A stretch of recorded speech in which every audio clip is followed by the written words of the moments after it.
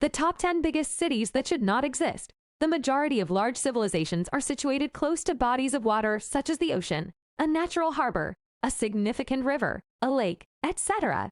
However, the following locations are not near any body of water at all. Others are in the dry desert, where it rains very little. In 2023, how will there be so many inhabitants in these cities without access to fresh water resources? There are a number of tiny places in the globe that, for one reason or another, the majority of people are familiar with. This includes Waterloo, Lords, and Stratford-upon-Avon. What about the gigantic cities on the other side, which only the most devoted map enthusiasts can imagine? They're everywhere, enormous metropolises with populations of over 2 million, leaving the majority of us scratching our heads and asking what, where, such as 10. Dongguan. Dongguan, located in southern China, is really a grouping of manufacturing towns that are nevertheless recognized as very significant cities elsewhere. It is located around 55 Kelvin m east of Guangzhou. Dongguan has a rather shady reputation for the sex industry, at least on the clean side of things. There is one tourist destination, however, that is deserving of attention: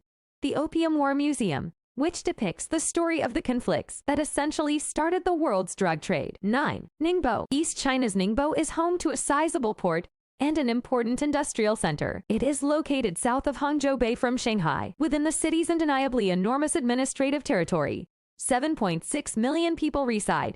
Yet unlike many of China's inconspicuous megacities, Ningbo has a somewhat robust history. The Tianyi Pavilion, an elaborate library built in 1561 while Ningbo was still a trading hub on the Silk Road, is one of the city's top tourist destinations. Several temples and the Tianfeng Pagoda, built in the 14th century, are also present. 8. Wuhan. We could name dozens more Chinese cities here. Among the lesser-known big guys are Foshan, Zunyi, Shantou, and Suzhou. However, Wuhan is the other unstoppable, sweeping monster. It's a frequent destination for river cruises because it's around midway between Beijing and Guangzhou and near the confluence of the Yangtze and Han rivers. Highlights include the East Lake, which is encircled by blossoms, and the better-than-it-sounds Hubei Provincial Museum, which is jam-packed with tens of thousands of artifacts from various periods in Chinese history. 7. Surat. Surat, a significant diamond cutting and textiles industry, was formerly a keyport for Portuguese and British trading with India. With the exception of a few temples and gardens, the aquarium, zoo, and science museum are all pretty typical attractions. 6. Pune. Pune, a reasonably significant colonial army base during British rule, was overshadowed by neighboring Mumbai. Currently, a few of the old structures are still standing, but they have been pushed out by indications of India's current economic growth. For this ranking, unusually, the city has a respectable tourism appeal. Highlights include the Aga Khan Palace and the Rajadinkar Kelkar Museum, which is a man's eclectic collection of completely strange items. The Osho International Meditation Resort, a flashily over-the-top yoga factory, is the primary draw for individuals with a spiritual bent. 5.